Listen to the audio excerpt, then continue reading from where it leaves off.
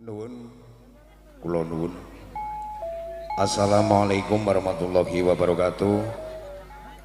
Ngaturaken salam kawilujengan kunjuk dumateng sedaya para sutresna budaya kakung sumrambah putri ingkang tansah kinurmatan. Ingkang wonten ing kalengan punika ngregengaken swasana anggenipun para kadang putra saking paraga Agung Azril Wijaya Putra. Ingkang dipun pangarsani dening pepundhen kita panjenenganipun Gubernur Utama. Ingkang madhepok wonten ing leladan Rembu Lor, Desa Japanan, Kecamatan Kemlagi, Kabupaten Mojokerto. Ingkang kalengan punika sowan wonten ing warga masyarakat Dusun Sawu, leresipun wonten RT 9 RW kalih. Nggih sami-sami ngregengaken swasana ambal warasa negari ingkang kaping 87 kanthi ngrawuhaken para kadang putra saking paraga Agung Azril Wijaya Putra. Mugi-mugi sedaya warga masyarakat Dusun Sawu sepuhanem kakung putri tansah dipun berkahi dening Gusti Kang Maha Agung. Lan wonten ing kalengan punika kawula ugi ngaturaken gunging panuwun sarta salam hormat kunjuk dhumateng para bini sepuh-sesepuh haji sepuh tartamtu ingkang kasepuhaken wonten ing leladen mriki.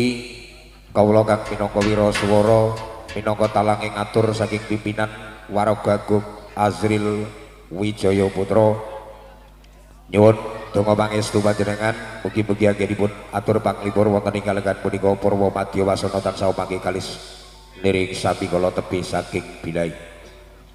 Ing kalengan menika mangke kita saking Waraga Agung Azril Wijaya Putra badhe ngaturaken suguh sesaji kalajengaken dipraing para kadang putra kang sinebut ing rampokan celeng srenggi. Lan ugi kalajengaken dipraing kanca-kanca saking Waraga Agung ingkang badhe mijil kanthi pawongan ganongan utawi kelana sewangdana lan kewan alas sak piturutipun. Ewan ini candhaipun nggih menika rampokan Singa Barong. Mugi-mugi anggenipun para kadang putra ngaturaken pagelaran wonten ing kalengan dalu punika ngantos purnaning panggih tansah manggih wilujeng slamet boten wonten rubeda satunggal punapa. Ing wasana saking paguyuban kawula ngaturaken wilujeng dalu wilujeng pinarak wilujeng awirasane ngantos paripurnaning pagelaran la. Semangga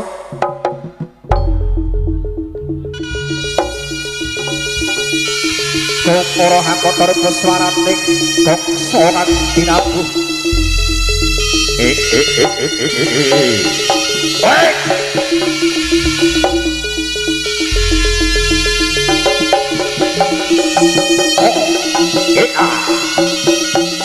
Halo.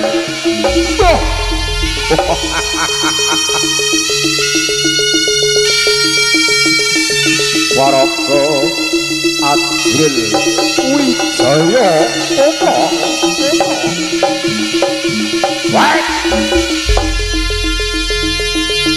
Jawa tambah panestu muga kalistir ing sapi kala.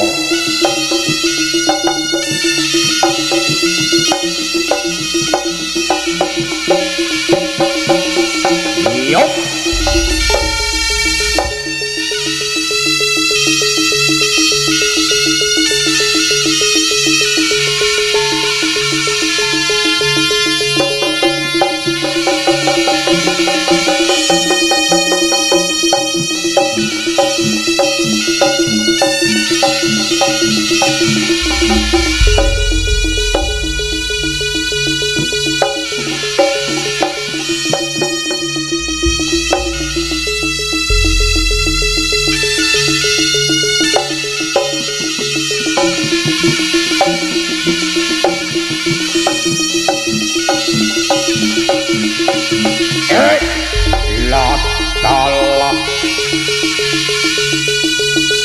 Azril Wijaya Putra.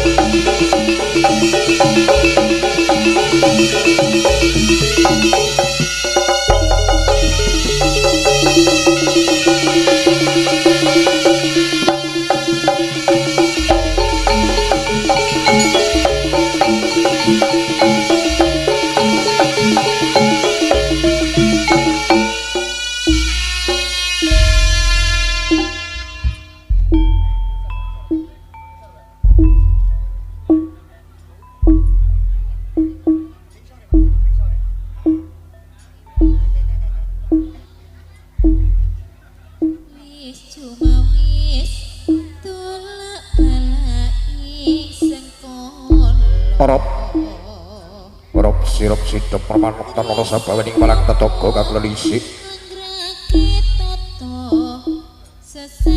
Sirop sidep permanektan ana sabawaning malang tetaga kang lelisik marang lenggeng risang bapa ingkang wonten salebeting sangkara pamujan. Risang bapa kawistara hanelungake jaga aning lingake karna jala marang wising jawata kang tumurun. Bebasan amepet ponco indriyo anutupi babakan hawa sanga ana swara datan rinungu ana sesawangan datan tinulu ana gandha datan kaambu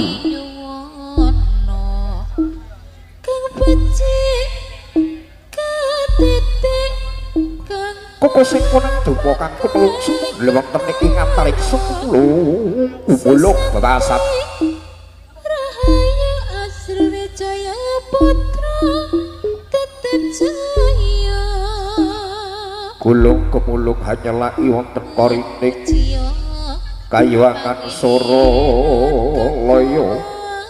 papan dununging Prajawata Hapsara Hapsari Widodara Widodari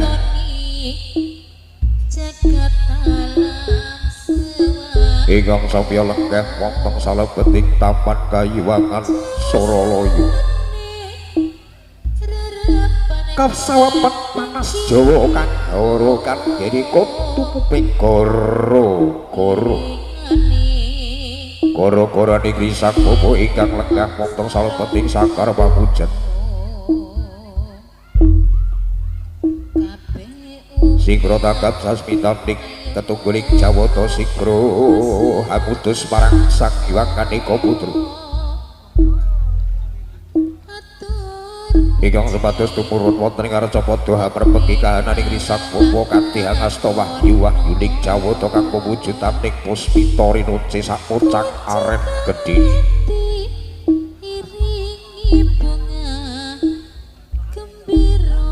ingkang saestunipun menika satunggaling pusaka kang sinebuting pecut sangga bawana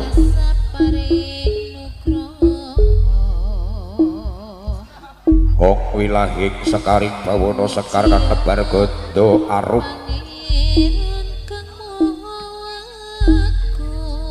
bebasan ngebaki ana sajroning papan pagelaran gawe sugeng ing swasana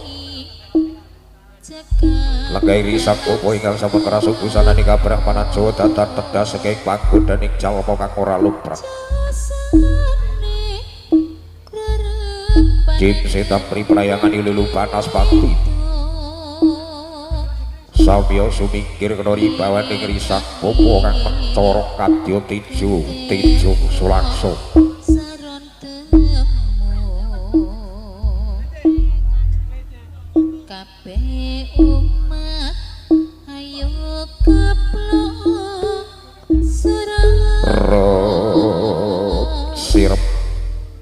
Sirep lorop sirep tidep permatep sirep gara-gara dideming swasana kang dadekake hawa kang ayem tentrep kang samya babirasane ayem kang samya dipun pirsani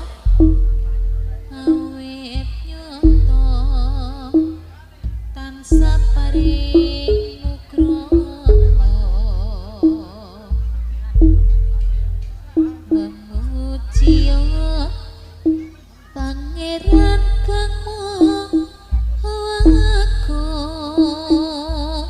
Samirana datan lumampah kegodhongan datan ana kang obah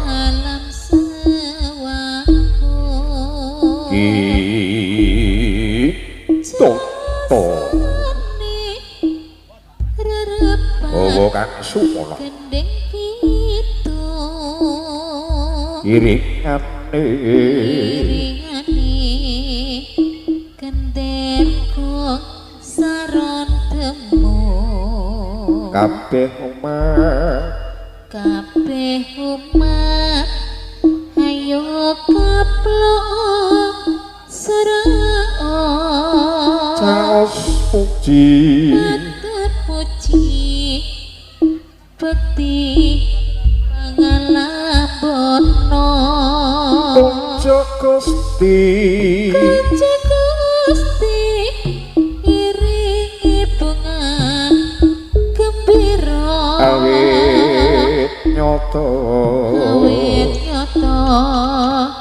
tansah paring nugroho Asril Wijaya Putra Asril Wijaya Putra kalisa ing sandikala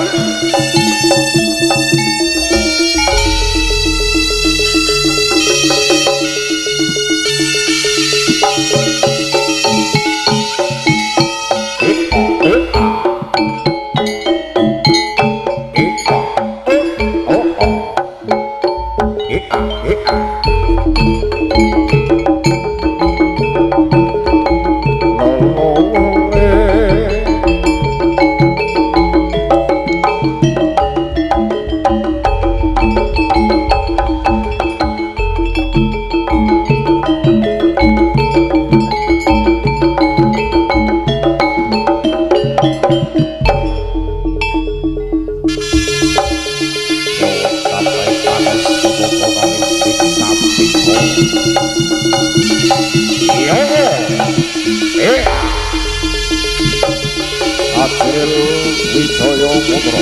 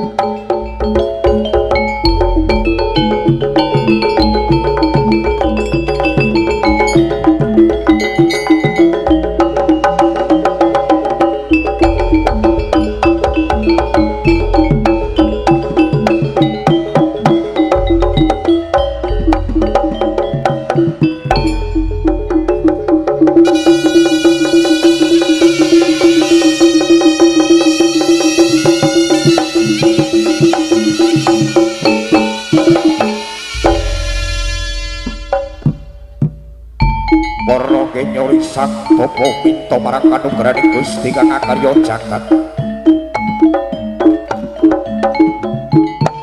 Katidik cekaring sang popo saking madyan ing sakar pamujat tumuju wonten tengahing papan panggelar agung.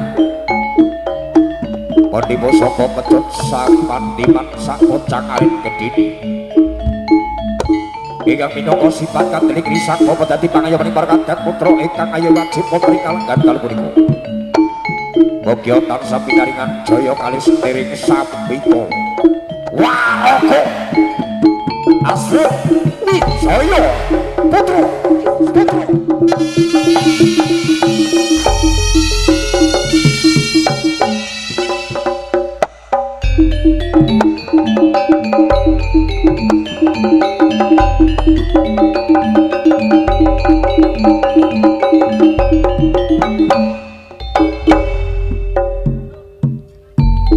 Jemlekur swaraning cepeti kang sineblakaken wonten ing Bantala.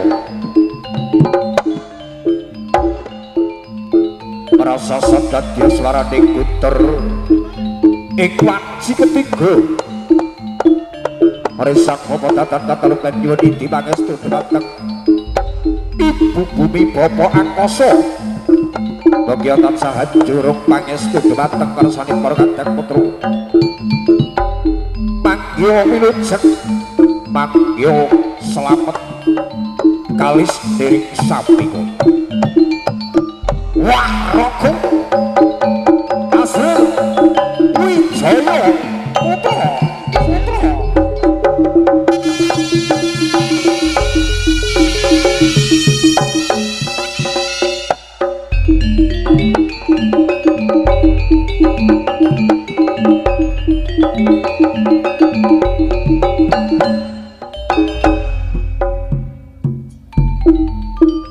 obat mabit yen Cendra obat mabit wonten Cendra wonten ing antaring sakadya petiting Sang Hyang Ananta Buku pusaka ingkang ampuh gawang kaliwek sinabetake gunung jugruk segara satunipun ing Bantala singkar merapat kenangane para kadang putra singkara baban tepani Bantala Waraka Asri Wijaya Putra